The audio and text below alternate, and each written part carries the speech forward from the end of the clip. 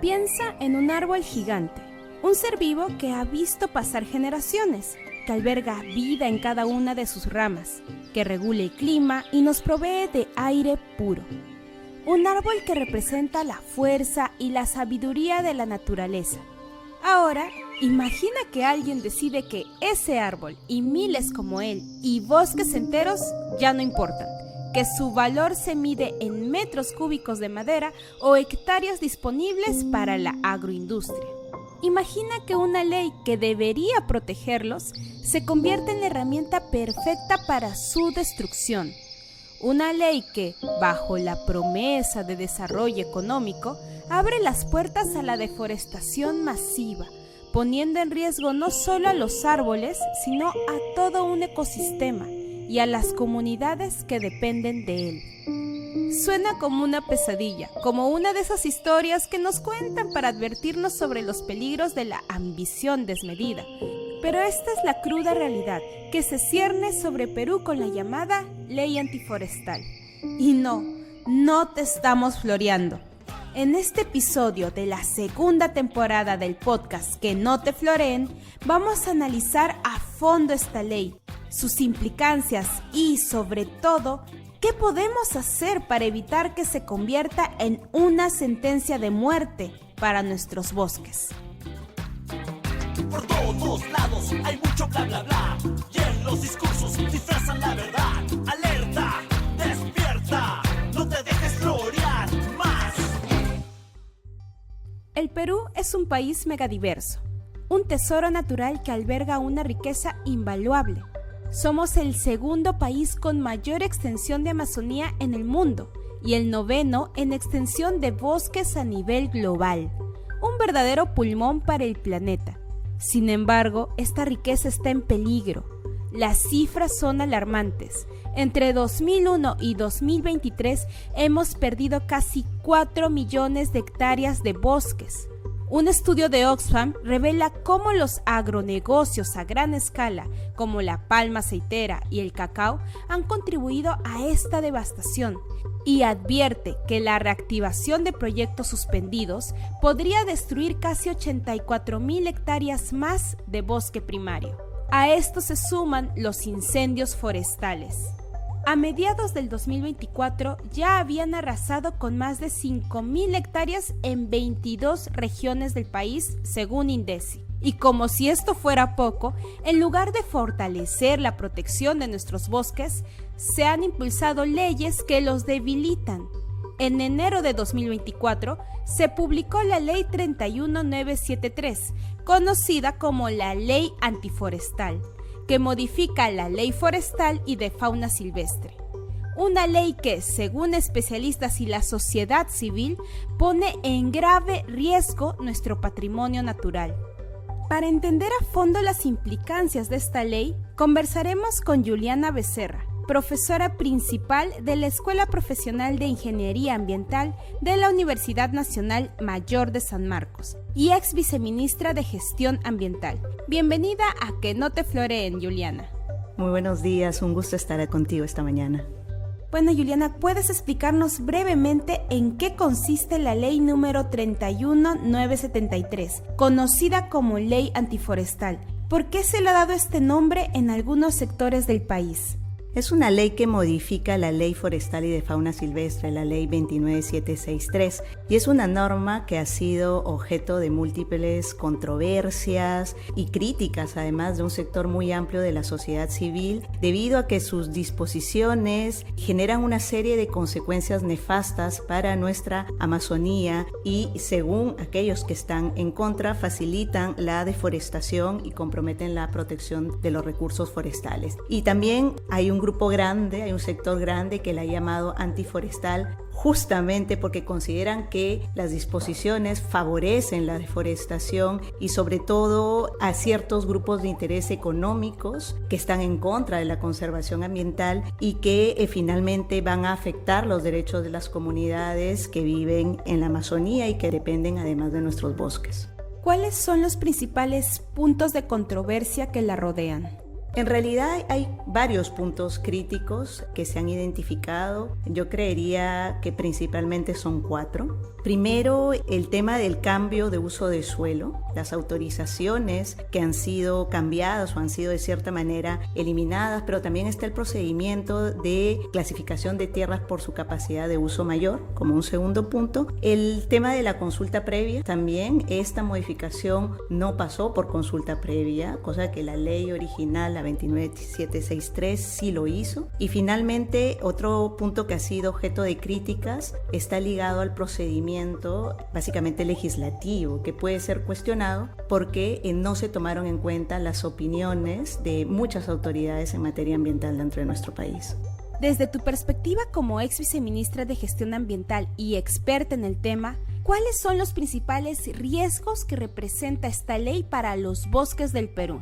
Varios. Si volvemos a los 4 puntos previamente mencionados, creo que el tema de la clasificación de tierras por su capacidad de uso mayor es uno de los más importantes y es un cambio alarmante porque sin esta herramienta en realidad se pierde la capacidad de poder evaluar adecuadamente cuáles son las tierras para uso forestal y cuáles son las tierras para uso agrícola, ¿no? Entonces, ¿cuál es la consecuencia que nos puede traer? Es que en tierras para uso forestal se realicen actividades agrícolas que finalmente con el tiempo se vuelvan tierras que ya no son útiles y que por lo tanto están en un estado de degradación, ¿no? Eso es por un primer punto. Luego, la ley facilita o permite una legalización de la deforestación porque elimina autorizaciones que son necesarias para el cambio de uso de suelos. Eso también es un aspecto que particularmente me preocupa porque se permite el otorgamiento de títulos de propiedad en áreas forestales sin un control riguroso. Eso puede ser un incentivo a que agricultores o empresas o personas malintencionadas puedan deforestar para demostrar que justamente están utilizando la tierra y esto se convierte en un incentivo perverso para la deforestación. Como tercer punto, la consulta previa creo que es importante que se pueda llevar a cabo, sobre todo con el antecedente de que la ley original pasó por un proceso de consulta previa incluso antes de que se aprobara la ley de consulta previa en el país, es decir, se llevó a cabo bajo el convenio de la OIT, ¿no? Y eso es importante porque hay que incluir las voces de las comunidades que son finalmente las guardianas del bosque y las que están ancestralmente en esos territorios. Y finalmente, siempre cuando se hacen modificaciones normativas, legislativas, creo que es importante escuchar las opiniones de los expertos, de las entidades que tienen competencia en materia ambiental, en materia forestal y toda aquella decisión o cambio fundamental en leyes de nuestro país tienen que ser sobre la base de evidencia. Y para ahondar un poco más en el impacto de la ley, ¿cómo legaliza la deforestación de nuestros bosques? Justamente el tema de la clasificación de tierras por su capacidad de uso mayor. Esa herramienta era importante, lo mencioné hace algunos instantes, qué tierras tienen aptitud agrícola y qué tierras tienen aptitud forestal. No es lo mismo, las capacidades, las características de los suelos son diferentes. En el tema de las áreas agrícolas sin duda vamos a tener un suelo que tiene todas las condiciones para que los cultivos agrícolas se desarrollen sin ningún problema durante mucho tiempo con altos rendimientos. En el caso de las tierras con actitud forestal, claro que vamos a poder implantar un cultivo agrícola, pero con el tiempo los rendimientos y la capacidad del suelo no va a ser el mismo. Por lo tanto, en algunos años, probablemente meses o años, vamos a ver que estas tierras se van a empezar a degradar. Si se usan, obviamente dentro de algunos años vamos a tener un gran problema porque vamos a ver que cada vez hay más tierras que son abandonadas porque ya no tienen un rendimiento agrícola importante, ¿no? Y entonces ahí el riesgo es que se usen tierras que son vitales para la conservación de los bosques en actividades agrícolas. Y eso es un gran problema. Ahora, el tema de este incentivo para la deforestación que pueden tener las empresas y los agricultores también es un problema grande porque puede haber la motivación para que estas personas puedan buscar obtener títulos de propiedad y eso va a generar un ciclo de deforestación que puede ser masivo y crítico para nuestro país. Juliana, esta ley también genera preocupación por la seguridad de las personas defensoras del ambiente y el territorio. ¿Cómo pone en riesgo a las personas que viven y protegen nuestros bosques? Si hacemos un poco de memoria, han habido eventos lamentables de atentados contra la vida de los protectores del bosque. Y eso es algo que nos tiene que preocupar. Las comunidades indígenas, las comunidades locales están asentadas ancestralmente allí. Ellas son las que protegen los bosques, pero que también pueden verse despojadas de sus tierras.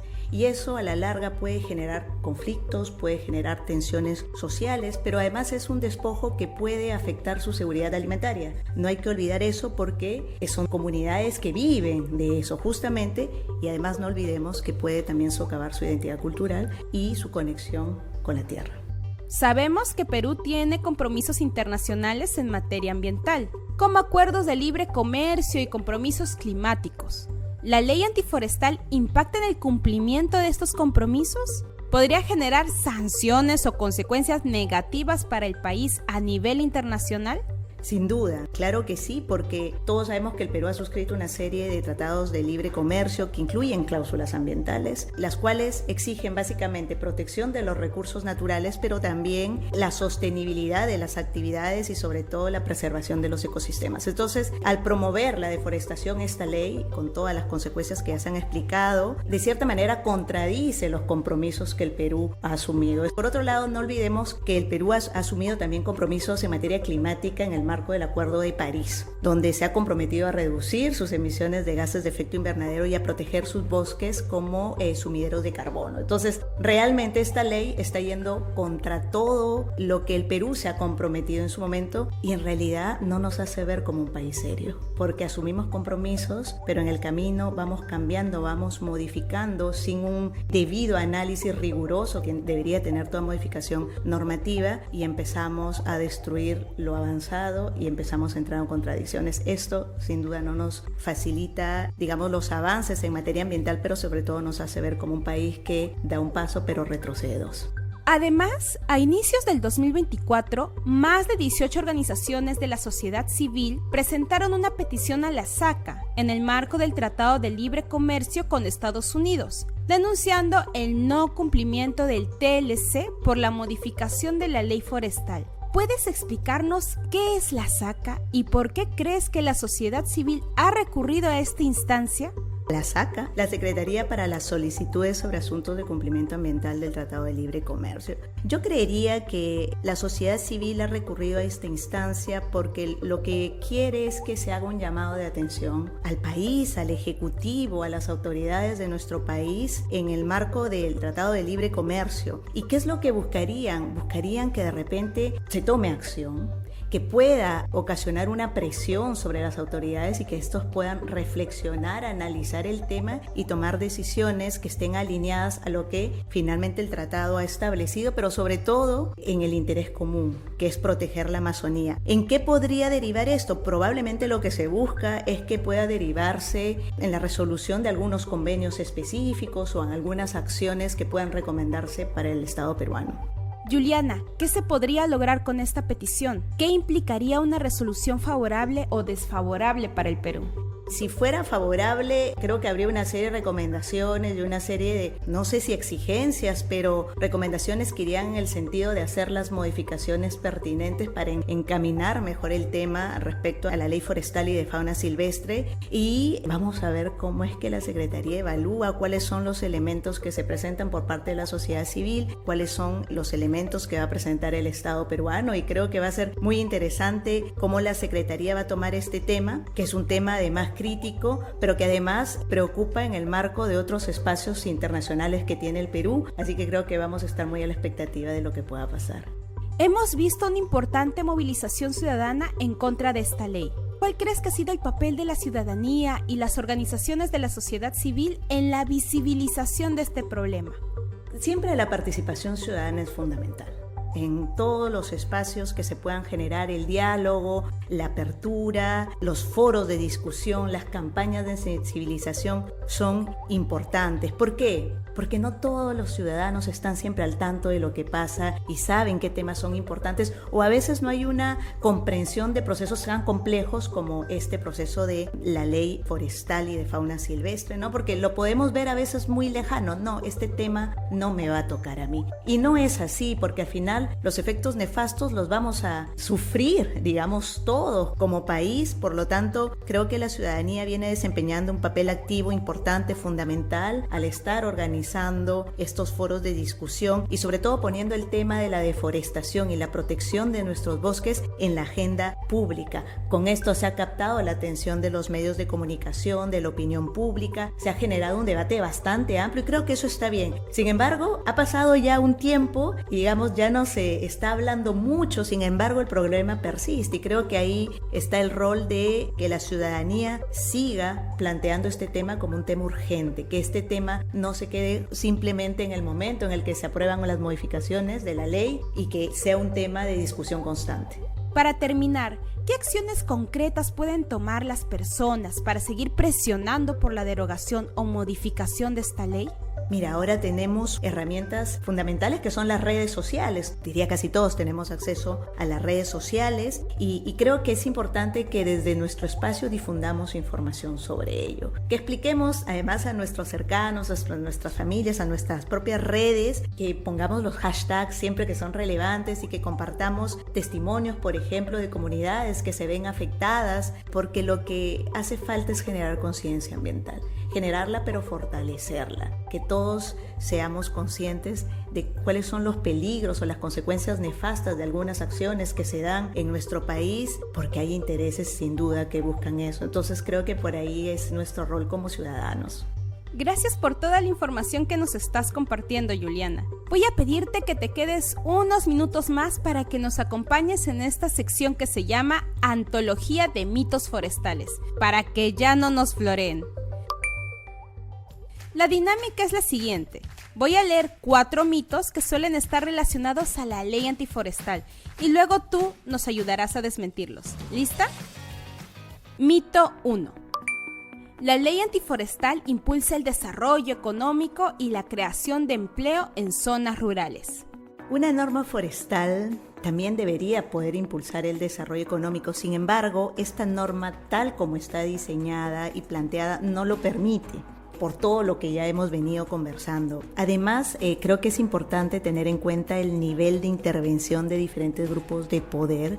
Más que empleo local es la presencia de mafias, la presencia de sicariato, la presencia de actividades ilegales que al final van a perjudicar a las poblaciones de la zona. Mito 2. La derogación de la ley antiforestal perjudicará a los pequeños agricultores y limitará sus oportunidades. No perjudicará a los pequeños agricultores, sin duda, sino pienso que por el contrario puede abrir nuevas oportunidades para el desarrollo sostenible de las regiones. Creo que las críticas que ha recibido la ley por facilitar la deforestación y la explotación indiscriminada de los recursos naturales, al final va en contra de lo que nosotros queremos y puede comprometer la calidad del suelo, puede comprometer la biodiversidad, que son elementos esenciales para la agricultura. Mito 3. La ley antiforestal simplemente agiliza trámites burocráticos y facilita la inversión. En lugar de simplificar los procesos, considero que esta norma genera más que nada confusión y ha creado un marco legal que complica más la gestión de las tierras y los recursos, porque se han eliminado procedimientos que eran claros para la clasificación de tierras por su capacidad de uso mayor, y esto nos está llevando a una falta de certeza jurídica, lo que puede desincentivar a los pequeños agricultores, pero también a los inversionistas. Mito 4. La preocupación por la deforestación es exagerada y no representa una amenaza real para el país. La preocupación por la deforestación no es para nada exagerada.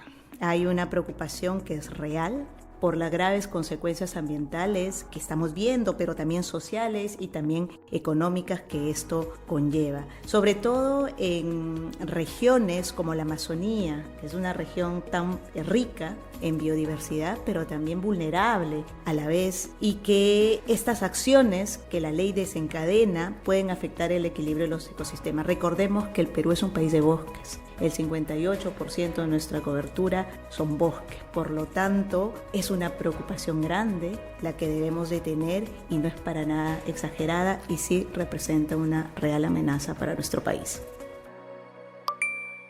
Muchas gracias por acompañarnos en este capítulo, Juliana. Muchas gracias a ustedes por la invitación. Como hemos escuchado, la ley antiforestal representa una seria amenaza para nuestros bosques, para la biodiversidad y para las comunidades que dependen de ellos. No se trata solo de árboles que se pierden, sino de un ecosistema entero que se ve afectado, de fuentes de agua que se contaminan, de la pérdida de nuestro patrimonio natural y que la crisis climática se agrave. Necesitamos políticas públicas que realmente protejan nuestros bosques, no que abran las puertas a su destrucción. Exijamos transparencia, rendición de cuentas y el cumplimiento de los compromisos ambientales del Perú. Desde nuestros propios espacios podemos informarnos, difundir esta información, contactar a nuestros representantes y unirnos a las organizaciones que luchan por la defensa de nuestro medio ambiente. No esperemos a ver nuestros bosques convertidos en cenizas para reaccionar. Esto fue Que no te floreen, un podcast alternativo producido por Oxfam para derribar los mitos sobre la desigualdad. Si te gustó el programa, no dejes de compartirlo con tus colegas del trabajo, amigues, compas y familiares. Nos vemos en el siguiente episodio.